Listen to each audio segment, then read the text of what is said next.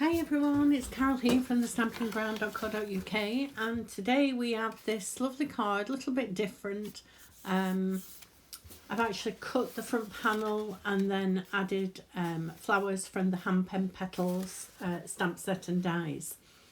So we'll get on, and the cardstock you need, it is 9" by 6 1/4, scored at 4.5, and the layer is 4.5 by 6.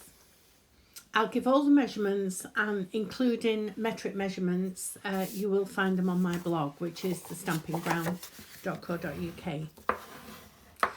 So score and burnish and score your card, and we'll just pop that to one side because we'll not be using it for a while.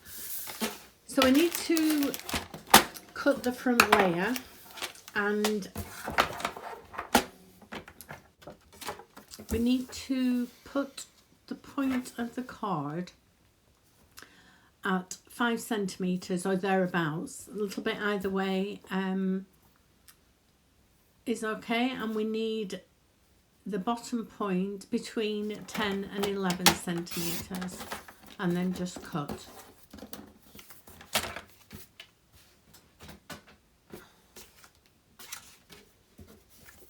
Now we need to cut out our dies. So I've got the Hand Pen Petals stamp set and dies, and it's this one I'm going to use today. And I'm going to use the Stamparatus for die cutting. Again, if you're not going to use the Stamparatus, just stamp two of the stamps out and cut them out with the dies just as you would do normally. If you haven't seen the video on me doing the die cutting with the Stamparatus, just pop along, and there is a video there, and it's worth a watch. Oops, I'll just move this up a little bit. So I've actually cut 2 blanks out, and I have a mask.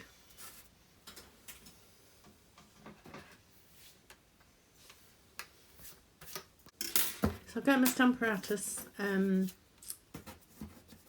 we'll get set up.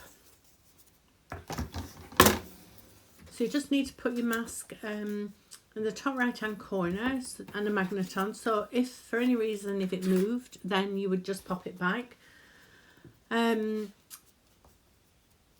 Pop your stamp into the cavity, and you'll actually, it's a bit like a jigsaw, you'll feel it fit. I'm just putting that under there so that it's quite level for when I'm inking up. So ink your stamp up.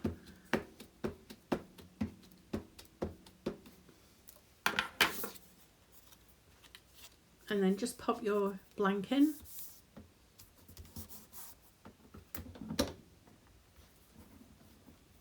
And press firmly.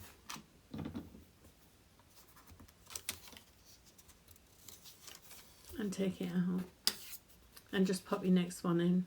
So it's nice and easy and quick if you're cutting a few dies out.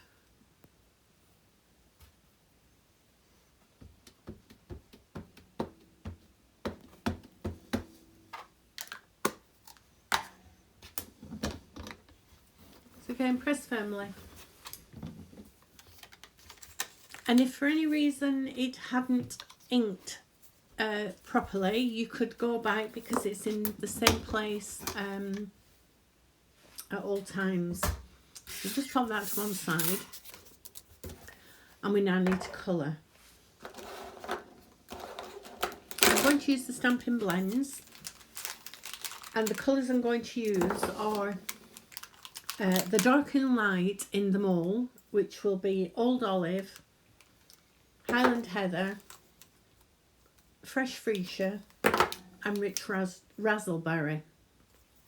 Now, you can colour in whatever you like, and you can obviously You can do it in 2 colours. It's entirely up to you. Now I won't put you through watching me colour all this. I'm just going to quickly tell you that I always start off with the light, and then I go over with the dark and put in the shading.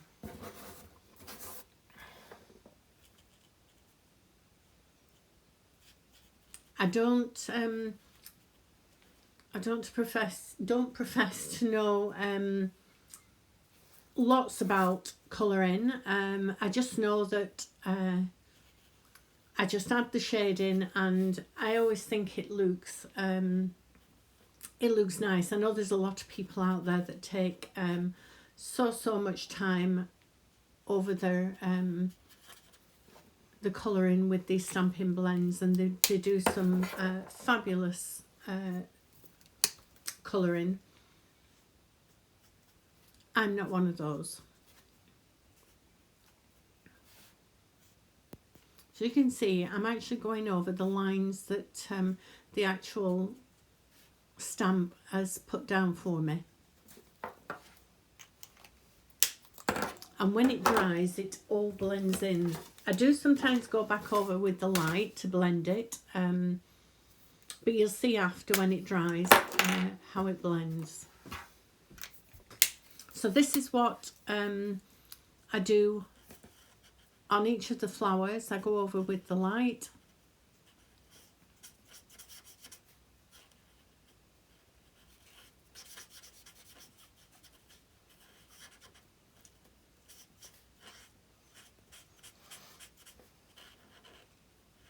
I think it's very therapeutic, is colouring.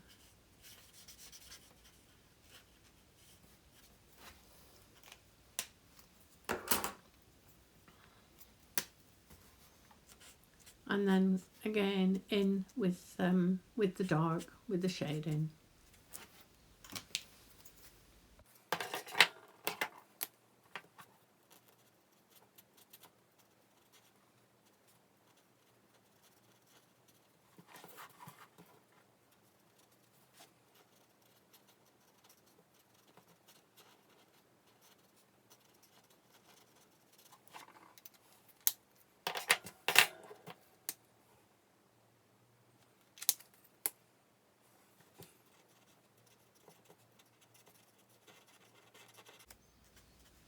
So there we are, just on the finishing little bits of the Highland Heather. Now I'll go and colour this one and come back when I've done it. So there we are, all done. So now we need to bring back our card front.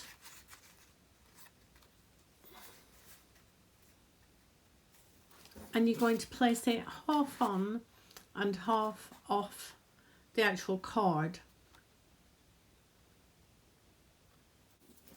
More like 3/4 on and 1/4 off, rather than half and half. But place them side by side until you get the look that you like. If there's anything in the way, a leaf or anything, then just cut it out. Don't worry about anything hanging over. Once we glue it, we're going to cut those bits off. When you've got it right, turn it over. As you can see, there's about 1/4 and don't worry if one is a little bit what am I trying to say, a little bit longer than the other one. It doesn't have to be exact. I've got a pencil and I've just drawn a line. This is so that you can pick your card up, and if these move when you're adding glue, you can actually put them back together. And also when you're sitting the card back on, you've got a line to follow. otherwise you wouldn't actually get it on correctly. It's not difficult, just really need to take your time. So make sure you line your pencil mark up.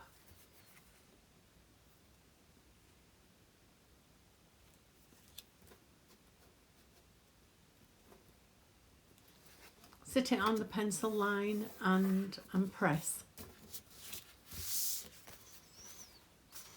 And there we are.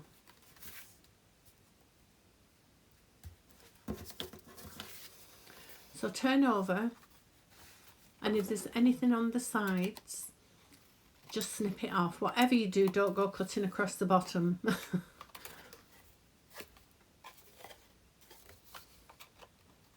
And just go straight down. There we are. I'm really sorry, I thought I had my record on and I didn't, so I've just actually popped the inscription across on an angle, and now we need to add some dimensionals to the back so that we can attach it to the card base. So take your card base and just centralise it and pop it on, and that's our card finished. I think it's just that little bit different, and it's not difficult at all. So I hope you've enjoyed it, and all the equipment, measurements, etc. will be over on my blog. If you've enjoyed the video, please give me a thumbs up, it does help my channel, and I shall be back very soon with another one. And thank you for joining me, and bye bye.